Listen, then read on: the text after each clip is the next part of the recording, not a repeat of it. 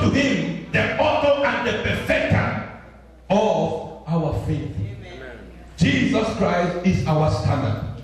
And as long as we all strive to attain to that standard, then we will understand that Jesus operated in perfect harmony with his Father and the Spirit. That is how we also can attain. Have we attained him yet? Paul said, no, we have not already attained, but we follow after it that we might attain, we might apprehend that for which we are apprehended in Christ Jesus. We have not already attained or we're already made perfect. But this one thing I do, forgetting about those things which are behind me, I'm reaching for those things which are before me. I press forward.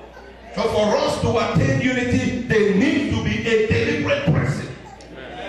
Unity will not fall upon us suddenly because the natural propensity of the human being is to live in disunity. So for us to achieve unity, we need to press. And for you to press, you need to forget. If you don't forget, you can never press. What causes disunity among God's children? First and foremost is lack of fear of the Lord. If we don't have the fear of God, we can never live in unity. Because the fear of the Lord is the beginning of wisdom. And for lack of wisdom, the people do what? They perish. So without the fear of the Lord, there can be no unity among God's children. If we all strive to pursue the fear of the Lord, then the fear of the Lord will open you up to allowances of living at peace with one another. If you fear the Lord and you obey the laws of the Lord and you understand the laws of the Lord, you will understand that it is incumbent upon you. The Bible says, seek peace with all men and pursue it. I hear the Bible say, owe no man anything but love. I hear the Bible say also, that love covereth a multitude of sin. When you start to grow in the spirit, you will start to know that you can love people that you don't even like. Come on, you see, I don't know, some of you don't like me, I don't like some of you, but I have an obligation to love you. I didn't misspeak at all.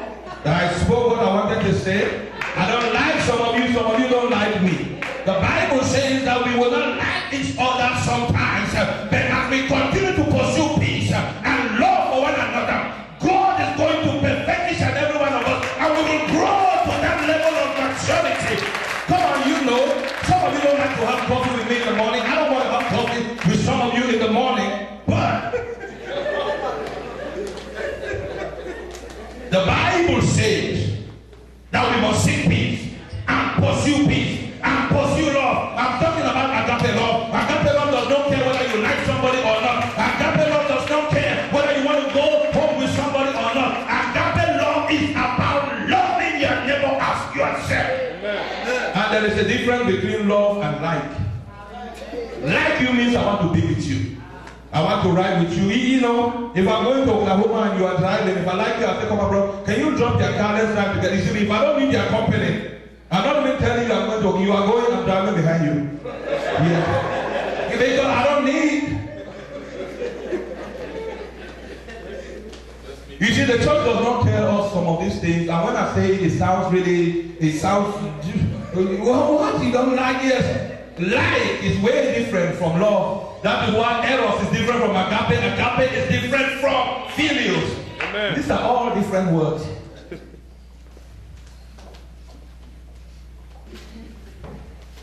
Praise the name of Jesus. Amen. The fear of the Lord will cause us to perfect love for one another.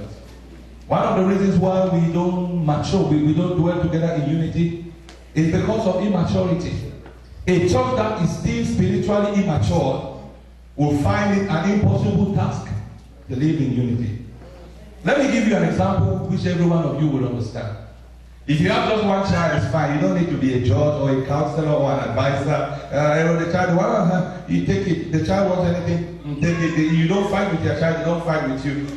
When you have 2, 3, 4, or by the grace of God, 5. I like Pastor Timothy. He used to, when he wants to say something really serious to me, he will say, Pastor, by the special grace of God. And I told him there's no special grace. Grace is great. So if by the special grace of God, you have 5, then you will understand that you will start to learn a whole lot of things. What happens when a child of 9 is fighting with a child of 3 over a toy? Yes? The toy belongs to the child of 9. The child of 3 just pulling the toy, and that child is fighting, and a 9-year-old child is saying, leave my toy, leave my toy, leave my toy, and you can't rest. Sometimes you as a father, you will go to the child of 9 and say, don't you know that this is a child? Can you not just leave this child? Because this child will play with it for 1 minute and drop it there. Why are you causing? And the child of 9 said, Daddy, it is my toy. And you wonder, I say, oh God, I wish you could understand. Parents, do you know what I'm talking about? They can either, you know, this is mine. This is mine. You know, sometimes they want to play with your phone, and you give to bigger one before 1 second. The smaller one say my turn, when she has not even turned it on, and they start to pull your cell phone. You say, Shabba, don't you know that Sherita is just 3 and you are not 8? I don't expect this kind of behavior from my 8-year-old child. I don't expect, and then after a while, you will see that really the toy belongs to this one and not this one. But how in the world are you going to make a 2-year-old person understand ownership?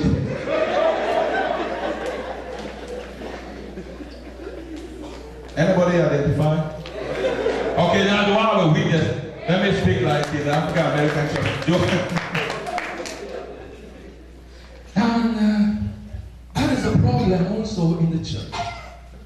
There are believers that are already mature, and there are people that are still in need of diapers.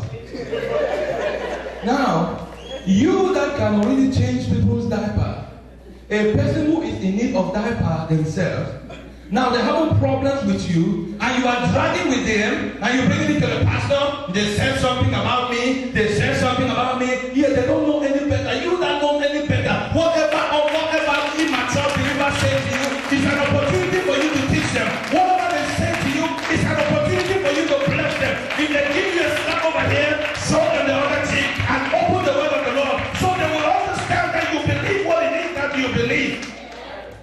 For the church to be mature believers ought to know to give up their right, to ensure the growth of believers that are not yet mature. If you don't want to give up your right, it means you are not seeking after peace. I was telling Pastor Mark the other day, I said, look man, you see, you are my son in the Lord, and I led you to ministry. I taught you how to preach and everything, but if I have a problem with you, the whole world will sympathize with you. They will say, look, why are you having a problem with this small child? People that don't love your boss, you from Cameroon, they don't love you at all. They don't even know where you are. But when you are playing with Argentina, the matter of the world is supporting Cameroon. Cameroon, go. They don't even know where you are. Just because there is a natural affinity for you to identify with the weaker person in any combat. If I have a problem with teenagers now, people will pay me for my story. People's magazine will show up here. What happened outside? I can't believe it. Bishop posted my name. And yes, I can't believe it. They want. In fact, my church will grow. Why? Just because I have a problem with a big man of God, and he is able and stupid enough to stoop low to my level. To come and have, although I'm low, I'm not going to be low forever though. Now, if somebody that believed last week steps on your toes, you don't speak in Holy Ghost speak, and you enter the church, and that person happens to be an usher, and the usher puts you in one seat and puts your wife in another seat. That usher just believed last week. The usher doesn't know that you can't just separate what God has done. And now, you are having so much problems with the usher. Like, you know, I can't believe it that, you know, I came in here with my wife. This sister is jealous of me because she's not married. And hey, are you saved? Sit down